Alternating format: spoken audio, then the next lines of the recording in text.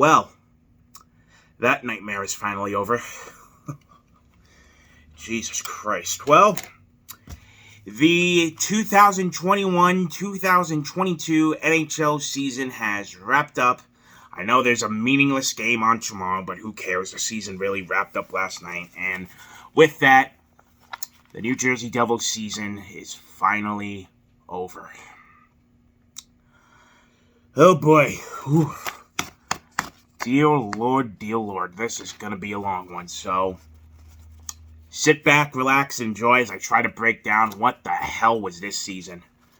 And and I started off with this. One word to describe this season. Complete disappointment. Disappointing to hell. And remember, I said at my season prediction video, which is in the New Jersey Devils playlist of this channel, if you'd like to go back and hear actually some optimism in my voice. I said, I didn't expect playoffs from this team. I didn't. I really did not. If they made the playoffs, great. If they didn't, I wasn't going to be mad. I just wanted a little bit of progress. Not to be, once again, in the bottom half of the division, bottom half of the league, blah, blah, blah. Same thing now for almost the past 10 years. And what do you know? Final record.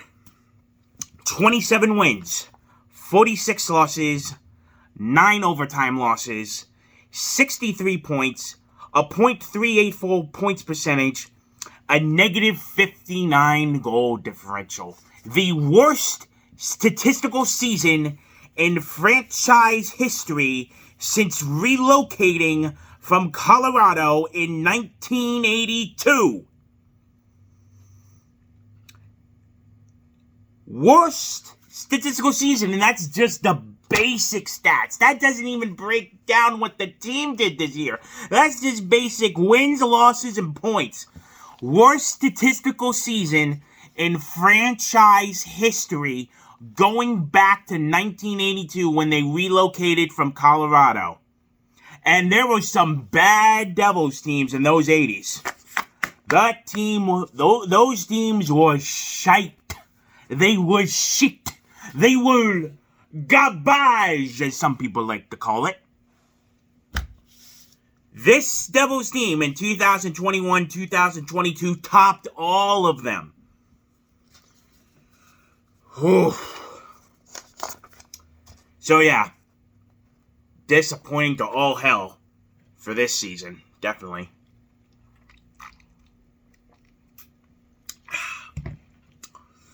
So, let's just get into it. I got 6 pages of notes that I'm going to get into. I'm just going to read them off for you and give my thoughts about it from each. So, let's just start the monthly breakdown of records throughout the year. So, in October, they started 4-3-1. They were actually, I want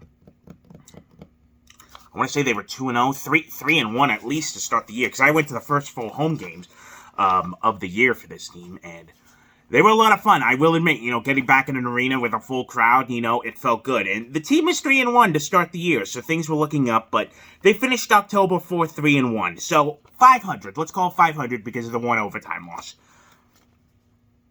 November, 5-5-3. So, holding steady. It's definitely showing that once November started, because Jack Hughes got injured by that point, second game of the year, which I was there. So 5-5-3 in the month of November. So, again, holding, but you could start to see some flaws. December, though, this is when shit really hit the fan. 3 wins, 8 losses, 1 overtime loss in the month of December.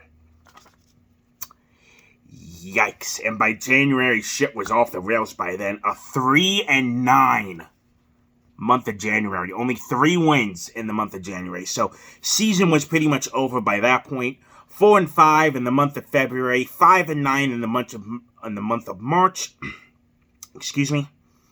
And they finished the month of April with 3 wins, 9 losses, and 3 overtime losses. So, limping their way to the finish once April came around, but December and January told the story of this team. By then, it was just over, and cracks are starting to show in the month of November, which we will get to. So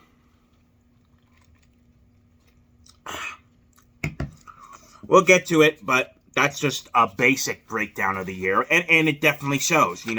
October, things were looking okay. We were very concerned about the Hughes injury once we found out he would be out for about 6 to 8 weeks, and team held steady month of November, but once December came around and then January, just another year down the toilet. Some of the highs and low points for the season, obviously, opening night was a big one. That was the most fun game I've been to in a long time. The building was rocking. Place was electric. The first full game with fans, and no restrictions at all, nothing. Back at Pinnacle Center, great crowd that night, and it ended with Jack Hughes tossing. Granted, they blew another lead. They should have had that game won, but it went to overtime. But Jack Hughes tossing his stick into the crowd was just amazing. And it was very unfortunate that he separated his shoulder in the next game. Thank you, Seattle Kraken. And speaking of Jack Hughes, becoming a superstar right before our eyes. I mean, what else is there to say about Jack Hughes? And I have his stats here. He only played 49 games, but in those 49 games, 26 goals, 30 assists, 56 points. I mean, even the basic stuff. Jack Hughes, you could say he missed about 3 months of the year because he didn't play the final couple games in April because of his, I think it was a sprained MCL. I think it was a sprain, but they just kept him off. They didn't want him to play on it, and you know what? That's good. You don't want to do that to your guy. You don't want to do that to your franchise centerpiece with no games to play for. Just let him heal, come back, be 100% for next year. So I didn't mind that at all. But still, with him missing almost 3 months of the year, and to put up the amount of goals and points he did, and literally blossoming into the team superstar, and almost NHL superstar before our eyes, is absolutely amazing. So, huge season for Jack Hughes, and he's only going to get better. That's the great part about this. He hasn't even reached the prime of his career yet. He's only going to get better from here. So, a positive. Again, and I've said this multiple times throughout multiple videos throughout this year, the young core of this team, we're building to something. We're absolutely building to something. It's just everybody around it, and unfortunately we had a new problem this year, which we have to fix. So Jack Hughes becoming the superstar. Jesper Bratt. Holy shit, Jesper Bratt. How about this for Bratter? 76 games played, 26 goals, 47 assists for a total of 73 points, and he was, okay, and now I'm looking at it. No, okay, I thought there was something else about him. Oh, sorry about that. Okay, so Jesper Bratt. When the Devils drafted him, he was a 6th round pick, okay? Drafted in round 6 of a 7th round draft. And when he first started, you could see some potential here. And then he started to skimmish out. He scored in his first game playing as a Devil. And then he just started to hit the middle of the road. Nothing really special. But now, he's a solid. It showed this year. This year showed that Jesper Bratt is a top 6 player for this team. Maybe line 1, maybe line 2. It depends what happens in this offseason. But it definitely shows that he is a top 6 winger for this team moving forward. And that is absolutely huge. Absolutely huge. Teams are even asking for him at the deadline, which is fair. Devils were struggling. Teams were asking if they wanted But Fitzgerald was smart. He said, no, I got something here, and they are definitely going to, he's definitely getting the bag this summer. He's about to get paid. How much of it, we will find out, but yeah, Jesper Bratt will be definitely a key piece for this team moving forward. So, congrats to Bratt. Really, the only thing else The Utica Comets. The AHL, the first year AHL affiliate for the New Jersey Devils. Excuse me for a second. Hate doing that. Got the sniffles. So the Comets. The Utica Comets used to be the Utica Devils back in the day. The first, funny enough, AHL team the Devils ever had way back then was in Utica, New York. Back then, they were the Utica Devils. They bounced around for a while. Bounced. And now they find this team in Utica, and what do? 12-0 to start the year. 12-0. I think it ended up at 12-0. Yeah, 12-0 to start the year. That's an AHL record. 12 straight wins to start the year. AHL record. They click. They get it done. The farm is looking good. Down on the farm, things are looking good. They are in the Calder Cup playoffs, the minor league playoffs, Calder Cup. And I will definitely be keeping an eye on them. And if they win, hey, it's not gonna, it's not going to be like, well, at least the minor league team won, so that saves the season. Nothing's going to save this year. Nothing. As an organization, nothing will save this year. If Utica wins the Calder Cup, that's great. That's a good sign. If they don't, they don't, But congrats to the Comets down there for getting the job done. That's about it for the highs. And even that last one was a reach. I know. The lows. Oh, boy. And I mentioned it at the start. The new wrinkle for the New Jersey Devils and problems? Goaltending.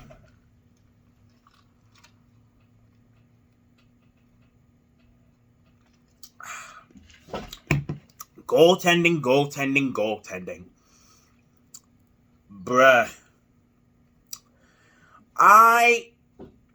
I've been asking people around, and I know I've said this question on here before. At the start of the year, and I hate repeating myself, but it's got to be said. At the start of the year, I can guarantee, if you ask any Devils fan, is goaltending a concern? They would have said no. Were we looking for elite goaltending? Absolutely not. But even just league average goaltending would have been fine. Not what the Devils had. Thanks to my friends in the advanced analytics community. I know who you are. Thank you for helping me out with some of these stats here. Devils played 7 goaltenders at one point this year. 7. That's the most, by the way, in this franchise's history. 7 goaltenders in 1 year. So another little tidbit. Between all 7 goaltenders, they allowed more than 61.33 more goals than expected in all situations that year. That means 5-on-5, power play, penalty kill, shorthanded, whatever situation is on the ice while playing games. Between all 7 goaltenders the New Jersey Devils had this year, they allowed 61.33 more goals than expected. So there's like an average line of goaltending, how many goals you should let up throughout a year. Yeah, the Devils were like this. Yeah, the goaltending is a problem. I'm not going to fake it. And around 11 around 11 wins lost due to goaltending. That wouldn't have been done. 11 wins were lost due to goaltending. 11 wins. That's 22 points right there. 22 points. 11 wins were lost due to the goaltending fucking up.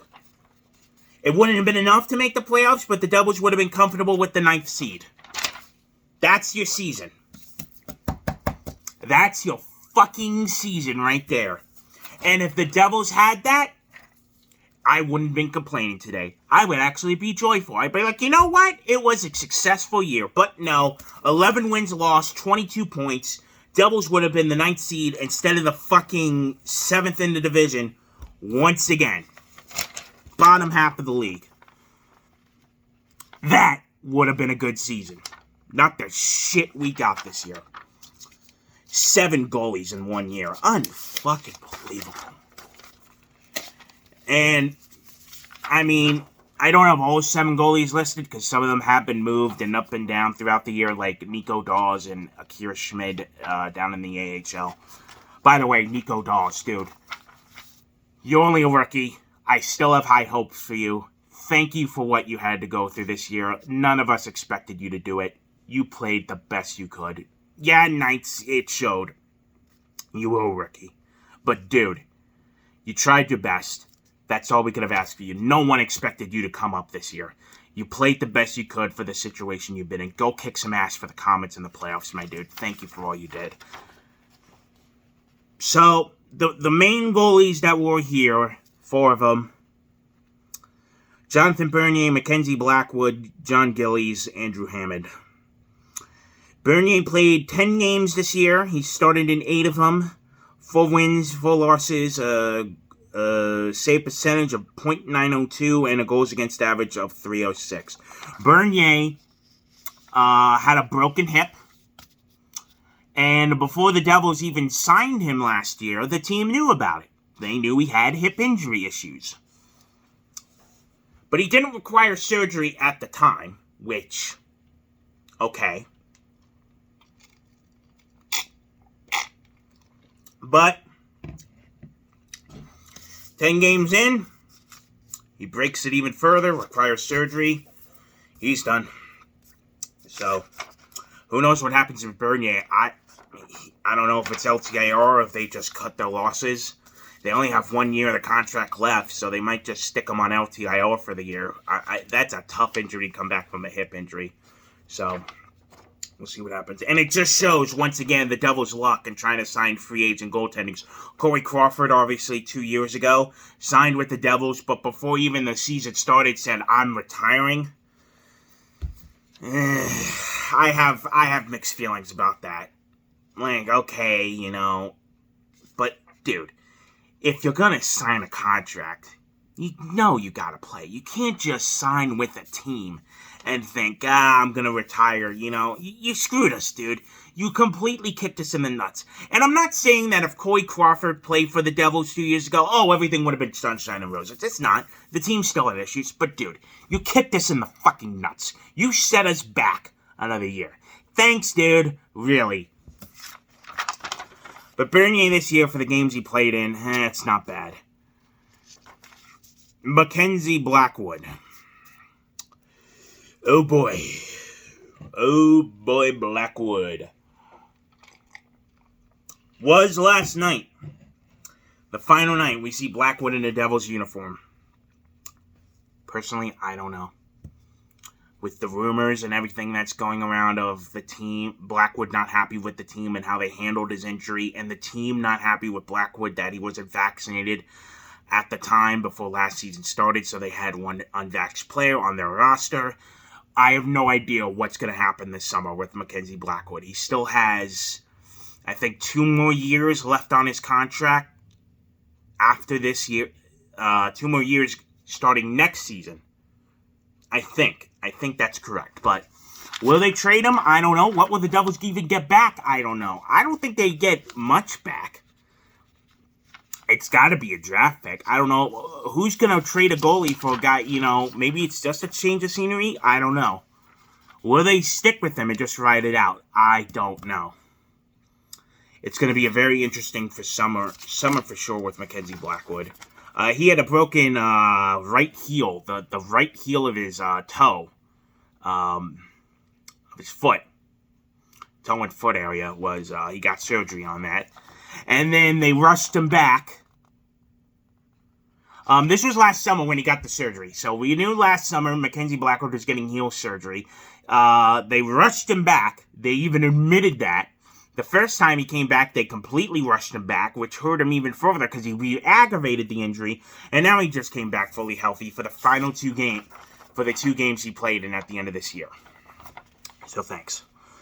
A 3.39 goals against average for Blackwood and a .892 Save percentage, yeah, not good.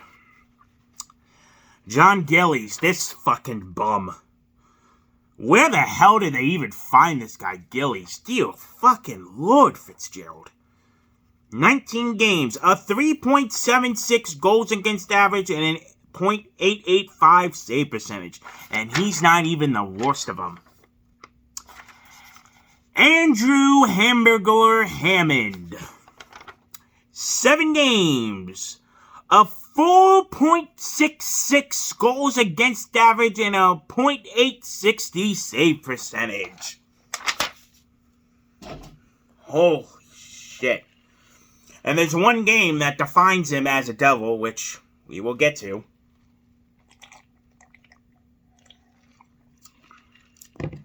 And look, I joked around at the deadline. I mean, look, we got the hamburger, you know, it's a weird thing, you know. I was just messing around with it. He stinks as a goalie. I played dumb thinking he was excited, but it clearly shows he's not a good goalie, and his best days are well behind him. But what do they do with the goaltending is the question. What are they going to do? I have no clue, so I guess we're going to find out together. Next up, for the lows of the season, the coaching. Okay. So, this coaching staff is fucking atrocious. I'm going to say it right now. And if Fitzgerald doesn't fire at least one of them, he can't be the GM of this team. One of them has to go. Will it be Lindy Ruff? I don't know. There's been some reports going around that it's 50-50 he might return next year for the Devils, which is kind of concerning, personally, based on team performance. But the argument with it is, and I just mentioned it, the 11 wins lost due to goaltending. So they could say, well, they had bad goaltending and injuries and all the other things that happened this year, but I don't know, man. I think he needs to go. There's no other choice. He has to go. The way he makes his lines, his coaching decisions, what he says in his press conferences is just fucking bland, and he's not going to be the guy to take this team to the promised land. It's not. He's done a good job developing some of the young players. I'll admit that. But he can't be the guy. He cannot be the guy. Next up, Mark Recchi, the, quote, power play specialist of this team. You want to hear this fucking power play? Get ready for this one, folks. 15.6%. 28th overall in the NHL.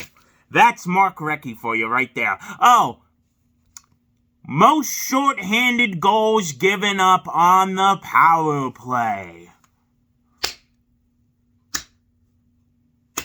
Bravo, good sir. Your power play is shit. It's shit. It's garbage. It's shit, I tell you. It's shit. Oy. I just, fucking atrocious, that power play. Dear Lord, I've seen it multiple times live and in person. Dude, what the fuck are we doing? And he's gotten booed. Literally, I've been to games this year when after the power play ends, the crowd boos, and I've even started a Fire Recchi chant.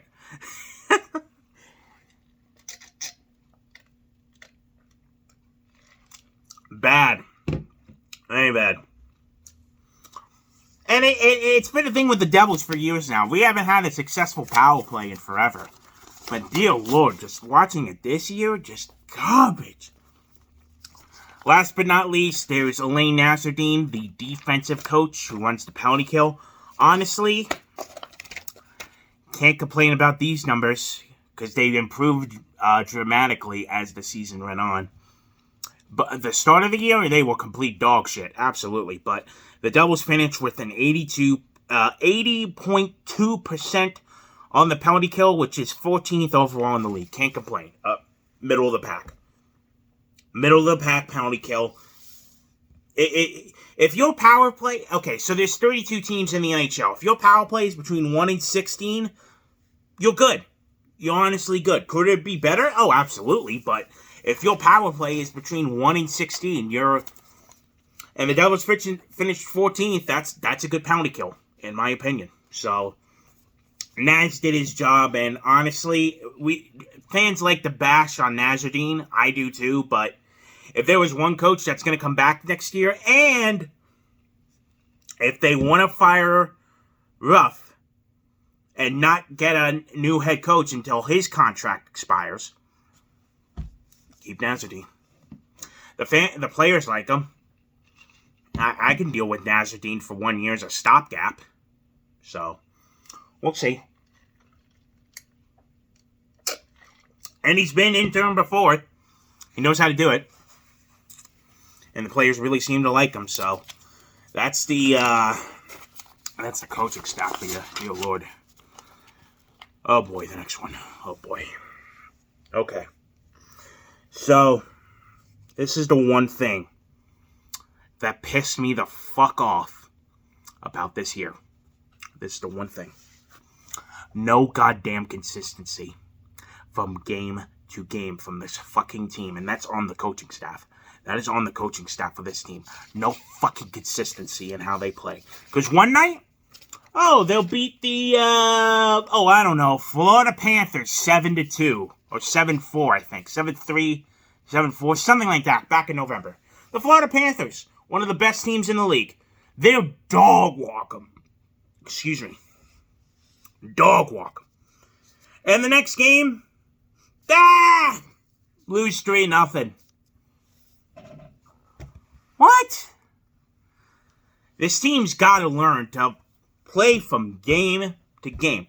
Now, granted, they're all back-to-backs in this league, and, teams, they struggle with those. Sometimes you're playing a really good team. I get that, but you gotta learn to play consistency, guys. No fucking consistency in how this team plays. They don't. They don't know how to. One night they'll lose really close to a good team, and then the next night they'll lose really bad to a bad team. Like, come on, guys. You gotta get consistency going on with this team. They don't know how to do that. Something that's got to be fixed. The special teams. I mentioned it earlier. The power play, 28th overall. That's obviously got to be changed. Please, Lord, fire this guy. Please, get a fucking power play coach that knows what the fuck he's doing. Please, Lord. The special teams on the penalty kill, fine for now. And as I mentioned, the shorthanded goals as well. Major problem. The most in all of the NHL this year. I think it ended with 13, 14, around that area. Most out of any team in hockey. And again, that's on Mark Recchi. Not knowing what the fuck he's doing. Oh my God. Okay. And this has been, this last point I want to touch on in this section of the video, is a problem that's been around with the New Jersey Devils for about 3 years now. Blowing leads, let's say. For instance, opening night, Devils were up, I think 3-1. They blew it. Game went to overtime. Game they should have won. Granted, they won it, thank God, but almost blew it. And I'm going to lead that into the next topic. The worst loss of this year, which... excuse me. Oh, my God. Man, I'm starting to lose my voice a bit. I'm so sorry, guys. The worst loss of this year, which goes into the multiple blowing leads, goal leads, multiple blowing leads that the Devils have been doing for the past 3 years now. The worst loss of this year, 6-2 to the Florida Panthers. And there is a video on this channel, Life as a Devils Fan. It's a quick short. That's the video that refers to that loss. 6-2 to the Panthers. On home ice. 6-2, folks. Devils led 6-2 going into the third period. What do? Blow it! Oh, and they lose 7-6 in overtime just to finish it. Just to finish it off. God damn it. How do you do that? 6-2 all in the third period. And look, Florida's a very good team. If they were to score a couple goals, make it 6-4 or something, fine. A good team's always going to find a way. But 6-2, though. 6-2! Ugh. Trash. And, bringing it up. Andrew Hammond. Yeah. He was the goaltender in that 6-2 blowing loss, by the way. Thanks, Hammond. His first game, by the way, as a Devil. Ugh. Dear lordy lord. So those were the lows of this year, and dear lord, they are some lows. So what's next for this team? Actually... Yeah, we'll go with this. So what's next? What will this offseason bring for the Devils? Like I said, will the coaches be fired? Will a coach be fired? If they return with this coaching staff next year, fold the fucking franchise. Because they ain't gonna do it with this coaching staff. I'm telling you right now, if they return everybody, fold it up. Because you ain't winning shit with these coaches. And if you do return, fire Tom Fitzgerald, the GM, because this is his last chance this summer to get it right. I like Tom Fitzgerald as a GM. I really do. I know he gets some flack, and I understand why, but I support him, and I think he can do what's right, what's good to make the team good. I think he can do what's right to make this team better. I trust him. But if he fails this summer to get it right, he's got to go. He has got to go. And obviously, it's going to come down to ownership too. And I brought this up in videos before. These are the same owners that own the Philadelphia 76ers. And they, if you know sports, the history of the 76ers... Up until, 2-3 years ago. Granted, they're in the playoffs right now, but that's all they care about. They don't care about the Devils. The only reason why they own the Devils is because they bought Prudential Center, and the Devils just came on as a freebie. They bought the arena a couple years ago. I want to say at least 5 years ago now. When Harris and Blitzer Sports Entertainment bought Prudential Center, the Devils just came along. They're like, there's this hockey team that plays here? Sure, we'll take them. They weren't buying the Devils. They were buying the arena. The arena is much more valuable than the team. And that's the sad truth. Prudential Center as a whole is more valuable than the New Jersey Devils. As of right now. But they can make that, but they can turn that. They can turn it more towards the Devils if they want to spend money. And the Devils will have $21 million in cap space this summer. Now, granted, Jesper Bratt has to be paid. That will be settled. I don't know when, but that will be settled sometime in the offseason. But you got it, again, the goaltending, the defensive depth, another winger or two, and then overall team depth, and we're going to get that in the need. And actually, let's go to that. The needs this offseason. What do the Devils need this offseason? Goaltending, obviously. I've mentioned it. Another top 6 winger or two. Now, granted, when we get to our prospect watch, that problem might settle itself. But another top 6 winger in free agency, defensive depth, and overall team depth.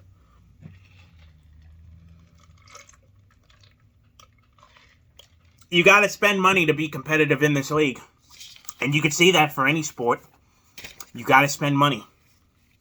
And they got $21 million in cap space to do so, guys. So, you got to go. You don't have to go all in this year, and dear Lord, I hope, because there's a free agent out there, Johnny Gaudreau, that's going to want at least $11 million. And personally, and I got nothing against Gaudreau, I really don't, but I don't want this team just opening up the checkbooks for one guy. That's not the smart way to do it. You have to spend all the money together, not as a whole, but together. That's what makes a successful team. Or then you just become a Toronto that gives three guys $30 million together, or whatever it is. But that's the needs of the offseason. So that brings us to the prospect report of this. Who do the Devils have down on the farm that could be for the future of this team? And again, I talked about it earlier as I refill my drink. The Utica Comets have had a fantastic season. They really have. So you can now look at them and see, okay, what do we got moving forward? And it obviously starts with Alexander Holtz, the 7th overall pick in the 2020 draft, who had an amazing year with the Comets. I mean, dear Lord, this kid was lighting it up. And he did play 9 games for the Devils. 7 of them were back in November, and he did absolutely horrible in those first 7 games. Granted, and again, this goes back to Lindy Ruff and his lines, you're putting a sniper, a potential first-line sniper on the 4th line with a bunch of grinders. What are you doing, dude? You gotta give him the chances. You can't put him with bums. Come on, Lindy. That's Hockey 101. He did play 2 more games at the end of the year, including last night. And he did end up with 2 assists. So, but I'm not concerned for Holtz. I'm really not. And people will look at this and go, oh, he's not made for the NHL. No, because he's had a great year in the AHL, and this second time around when he came up for the end of the year, he did look better. Now, granted, this second stint of him up with the Devils, he had better line mates. That helps, but I think Alexander Holtz will be just fine. And he's a winger, so if they don't want to go out and spend money on 2 wingers, if Alexander Holtz has a good camp, and this is what it's going to come down to next September in training camp, if he has a good camp and a good preseason, he's going to make this roster. Where do you stick him? I don't know, but he needs to dominate this offseason with his offseason workouts and his training, kill it in training camp, kill it in preseason, and then we're talking. So Alexander Holtz should, keyword is should, make the team next year. Whether he does or not, we'll see. The next up is Luke Hughes. Okay, so here's the thing with Luke. Jack's brother, part of the Hughes family. The great hockey family of the Hugheses. God, I love them. So the deal with Luke is, for those who don't know, he's playing at the University of Michigan in the NCAA. So the Devils own his rights, but they, did they sign him to a deal? I think they might have. I don't know if they signed him to an ELC. I don't know, but we do own his rights because we did draft him. But Luke will be playing at Michigan for another year, and people are like, "Oh, you need defense. Just call up Luke." No. Luke was only a freshman. Last year, he was a freshman at the University of Michigan. He absolutely killed it. Set all the freshman records for the team records at Michigan. As a freshman, he absolutely killed it. Offensive-minded. And Michigan had a lot of seniors leave that program. Some of them are already in the NHL. Literally, last year's draft, like the top 5, you could just rename it the Michigan draft. Dear Lord, Michigan players being selected left and right. So the good news with that is, and I don't know much about the University of Michigan's program, but with some of those players leaving and Luke Hughes staying, he will be playing even more minutes, more respected, and will have another great year. Now, at the end of the next season for Michigan and the NCAA, whether or not they make the tournament or not is the question. You might see Luke Hughes get a call up to the Utica Comets. See what he's got. And then training camp of 2023, 2024, that's when he'll come in, probably make the team if the race he's playing right now is good. Hopefully that translates to the NHL and will be in business.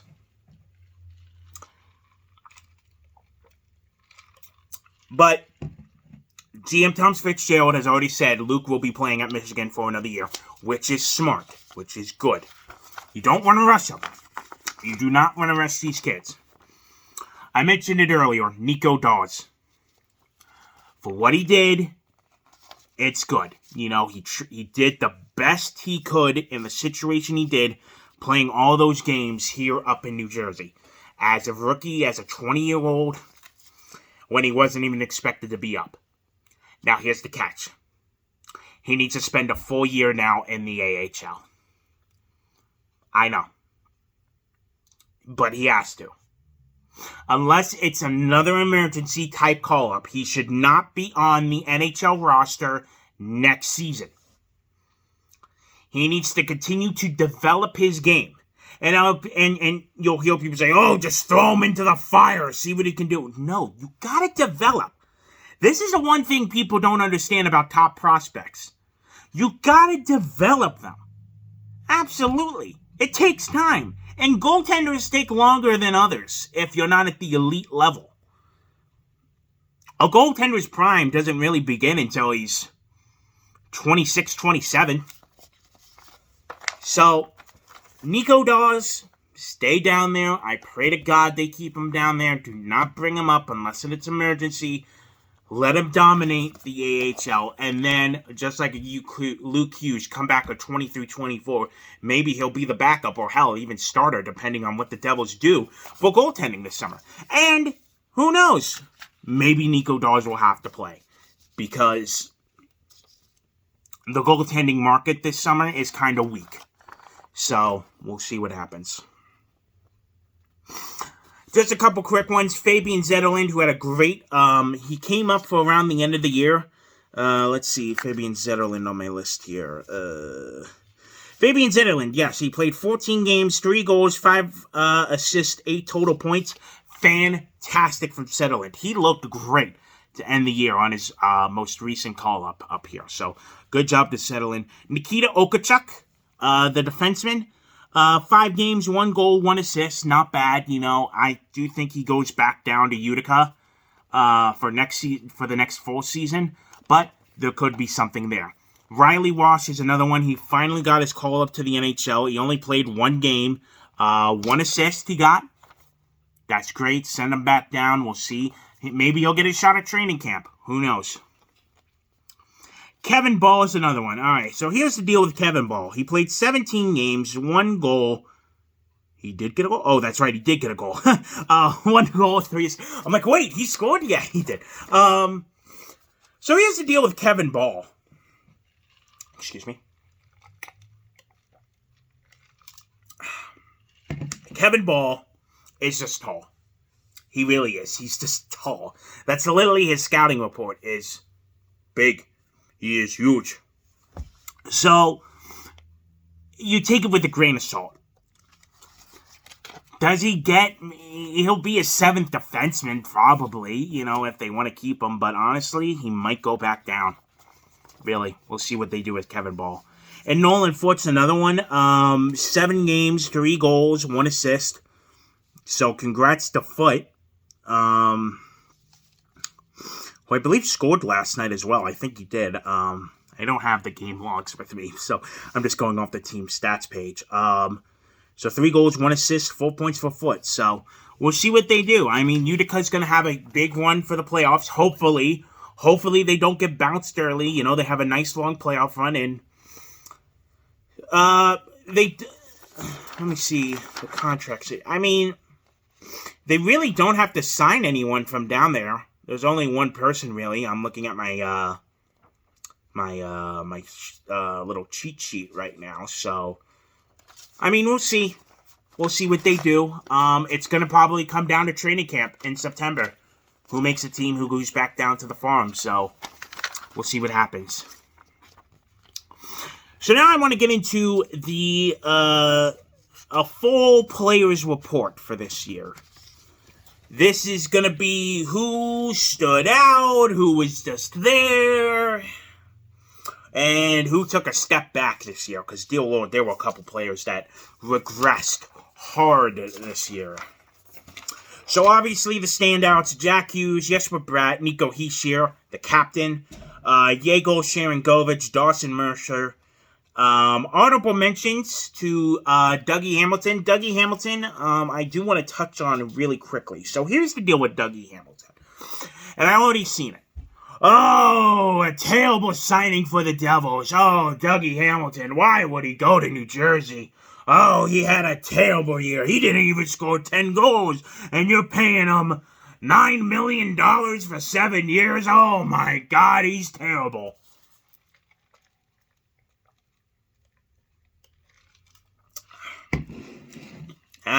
Alright. So here's the deal with Dougie. First of all, he had a broken jaw this year he had to deal with. Number one. So he was wearing this, like, half-cage thing for, like, the second half of the year. I'm sure that didn't feel good as a player, and it obviously showed. And yeah, it showed. The second half of the year, Dougie Hamilton aged like a dog.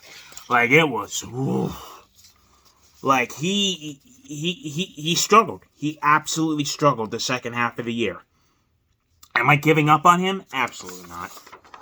Good players, elite players find a way, and hopefully when he comes back, that stupid half cage is gone, and he'll be ready to roll again.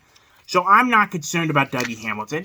Oh, there's a little bit maybe, but the elite players always find a way to come back, so not concerned about Dougie. And then the other honorable mention, Jonas Siegenthaler. It doesn't show on the stat sheet. Like, I'm looking at it right now. 70 games played, 1 goal, 13 assists. But you look at Siegenthaler's defensive numbers, he's one of the best defensive defensemen in this league. How about that for you? Very underrated. Because he's not putting it up on the score sheet, but he's one of the league's best defensemen in the analytics stats. Literally, his analytics offensively are off the charts. One of the best in the league defensively. And, you know, here's the thing about analytics. And I mentioned this way earlier in the year. Not on here, online. Here's my thoughts about analytics. Do I trust analytics? Yeah, you know, you can use analytics as a tool. I'm not like full no analytics. No. It's only the base stats. No. You can use them to analyze your players. That is perfectly fine. Here's the catch, though. You can't go fully in the computer's direction. You just can't go, well, F what they do on the ice. This is what the charts say, and we're going to stick with it. No. The eye test, okay? The eye test is very important because when Jack Hughes got his big mega contract he signed in December to stay with the New Jersey Devils for 8 more years, the analytics community went off. Oh, they signed him for this much when he's only done this in his year? Oh my God, that's a complete reach of a contract. Oh, it's going to be a massive failure, blah, blah, blah. No. Look what he's doing on the ice. And it still shows he only played 49 games and he still put up 56 points. He was averaging near a point per game at one point this year. Over a point per game. But they overpaid for him and the contract isn't worth it. Yeah, okay.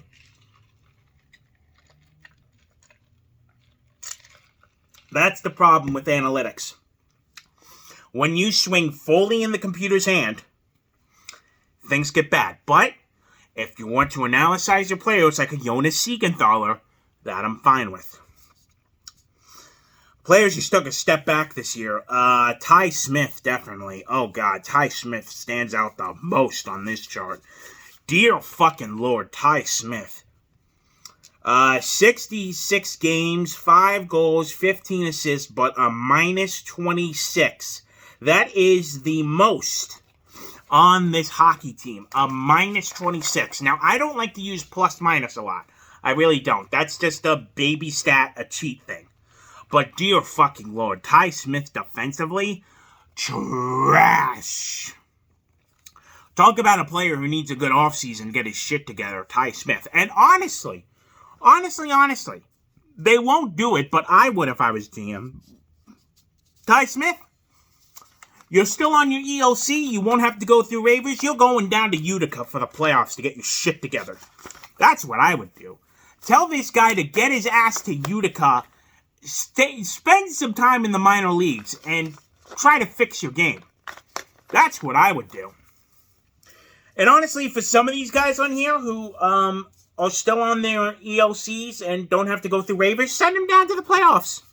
Let them dominate. Just let them dominate. Go all in. Stack them. So Ty Smith was definitely Damon Severson. Oh boy, Damon Severson. Oh boy. Look, alright, here's the deal with Damon Severson. Severson can be good. He can be a good player, Damon Severson. But when he isn't good, he's bad. Like, he is very, very... Like, when he's bad, it is very, very bad. The own goals sometimes. The lack of defensive plays. Getting beat. Like, when he's bad, it shows. But Severson can be good. But, dear Lord, yeah, did he take a step back. Thomas Tatar is another one. He started out the year good. 15 goals, 15 assists for 30 points, but a minus 22. Andreas Janssen had a good little stretch at one point. Honestly, pretty good, actually. 13 goals, 22 assists, 35 points. He did slow down near the end of the year, but, just there for me. And then, speaking of just there, here are the players, honestly. Miles Wood. Okay, Miles Wood had a broken hip. So he only played 3 games. So I can't really say much about Miles Wood. Just there. Pavel Zacha. Oh my Lord, Jesus Lord, Pavel Zacha. Yeah, this guy was selected 6th overall. Really. Yeah, 6th overall. 15 goals, 21 assists, a minus 21. And the dude can't even shoot the puck sometimes. Like, it is bad. He had a breakaway the other night, a clear breakaway. Shot it fucking wide. Dude, what are you doing? So that's Pavel Zacha. Michael McLeod, basically one thing and one thing only. He's a one-train plane. And that's his face-offs. Oh, his face-offs are great. But everything else about his game? 6 goals, 14 assists, 20 points, but a minus 13. One-trick pony. Yanni Krokonen, 6 goals, 11 assists, 17 points. Jimmy Vesey also, just there. He had a good little stretch at the start of the year, but really didn't turn it into anything. Nate Bastian, who we got back from Seattle, they cut him. He was, Seattle took him from us in the expansion draft, but by mid-October, early November, they basically put him on waivers. So we're like, we'll take him back. So we basically lost nothing. You know what? Honestly, with the Devils being bad for so many years, we lost nothing during the Vegas expansion draft, and we got our expansion draft guy back from Seattle for free. Win-win. But Nate Bastian, 60 games played, 11 goals, 5 assists, 16 points. So, not bad for Bastian. Jesper Bachfest. Talk about a guy who came out of nowhere at the end of the year who's trying to find a spot for next year.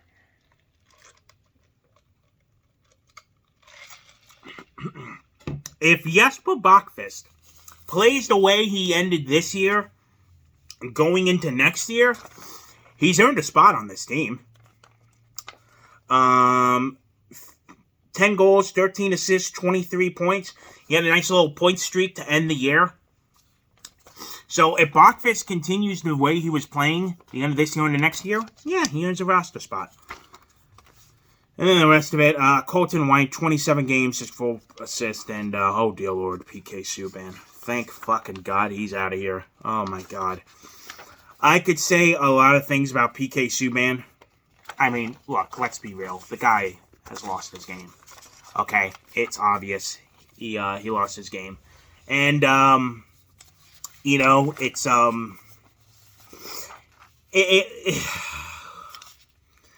don't know. Like, it's really tough to talk with Subban. It's really tough to, see, how do I describe, I don't know. It's tough to describe it with PK Subban. It's like, yeah, you know, everyone picks on him, you know, but a couple times he stood up for teammates this year, so I gotta appreciate him for that, but the dude's just lost it as a player, completely lost his game, and, you know, thank God he's off the books this summer. So, and speaking of contracts, oh God, excuse me. Ugh. Jesus. Speaking of contracts, let's look at the expiring contracts for you as we start to wrap this video up, as I'm noticing I'm just about at the 56-minute mark. Whew. The restricted free agents for this summer, obviously, Jesper Bratt is the big one. He will get paid. Give it some time. He will get paid. I can guarantee that. And if he doesn't, fire Fitzgerald. Miles Wood. Do they keep Miles Wood? Personally, I would have traded him after last season because he has his best season as a Devil. And obviously, it did not work out this year. Pavel Zacha, chuck him off the frickin' bridge. I'll drive Pavel Zacha to Newark Liberty International Airport just to get him out of here. Dear Lord. And both Wood and Zacha have arbitration rights. So, if they don't sign him, they'll go to an arbitrator, blah, blah, blah. Hopefully, I don't know. I don't think they should stay. Bachfist, they should sign Bachfist, absolutely. And Fabian Zetterland has also earned a contract as an RFA. The UFAs, the unrestricted free agents, Jimmy VC, he can go. Subban, obviously, out. Colton White, I don't see much with White. He can go. Mason Gertstein, get him the fuck out of here, that fucking goon. Andrew Hammond, gone. John Gilly's gone. So, not much on the contract market for our own team. Again, Jesper Bratt is the big one. And what do you do with Miles Wood and Pavel Zacha? Hopefully, they go. Our draft picks for this year for the 2022 NFL draft. Look at me when the NFL draft is currently happening. I said NFL. NHL draft. The 2022 NHL draft. The Devils have all their own draft picks except for a 5th rounder. We traded that to Buffalo last summer, to get rid of Will Butcher. Yes, we had to trade a 5th round pick just to get rid of Will Butcher and retain money. And we got nothing in return. We got future consideration. So how about that? We also got a 4th rounder from Edmonton from when we traded Dmitry Kulikov. The Dmitry Kulikov trade. We got a 4th rounder from Edmonton this year. And a 4th rounder from the Islanders from the Palmieri and Zajac trade. There's that. The draft lottery. Devils will have the 5th best odds to get the number 1 overall pick. That is 8.5%. So, we will see. So, here we are. That is pretty much everything I wanted to say. And I just have a final couple quick thoughts. So, obviously, as I'm going on an hour here according to my phone. So, thank you for all who have been watching this so far. I appreciate you. Just a couple final quick thoughts. Look, missing the playoffs again.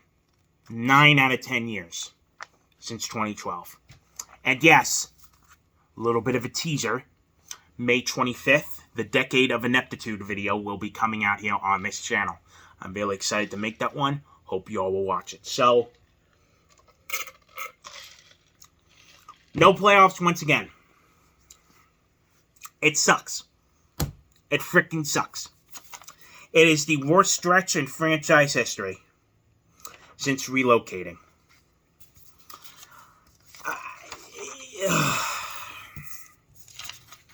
I just wanted progress. I say it again. I just wanted this team to show some improvement, but they didn't, and I don't know what it comes down to. Is it the goaltending? I know that's a joke. Oh, just the goaltender away because, again, 11 wins lost due to goaltending, so I don't know. I really don't know. But Nico Hischier, the captain, had this to say at the end of last night's game. We're a young team, but at some point we got to start winning. We got a good core. Sometimes it hurts, but at the end it's going to feel even better when we win. You got to get through the lows to get to the highs. Exactly right. He's 1000% correct about that. That is my fucking captain for this hockey team, and he just laid it all out. Right there, that quote is everything that's about the New Jersey Devils. So, we will see. And one final quick little note. You know, throughout this year, I did predictions for every NHL game. I did it with a couple friends, and every night we would pick games. All the games on the schedule, no matter who was playing. We did that for mostly all the games this year. There were a couple nights we couldn't do it, but for the overall part, we picked over 1,000 games together throughout the whole NHL schedule, every single team. I finished in third place with a record of 693 wins, 475 losses. Just wins, losses. If you pick the right team, you won. If you didn't pick them to win, you lose. And the Devils lost. I picked the Devils mostly every night. There were a couple nights I could have picked them. So, I rounded it about to the 46 losses this team lost games this year. The regulation losses, 46 of them. If I take off those 46 losses, that would give me a record of 693 and 429 with a win percentage of 61.76%, which would have won me the Pick'em League. Because we went by win percentage. What does that say? What does that say? And I do these picks with my good friends. A friend who lives in Philly who roots for the Flyers. A friend who lives in New Mexico who roots for the Golden Knights. A friend up in New York who roots for the Rangers. DJ and FVG, how you doing, my guys? VC Squad for life. Oh, Jesus. So, that's that. Really nothing else. This team, this year, what a freaking fracking nightmare to begin with.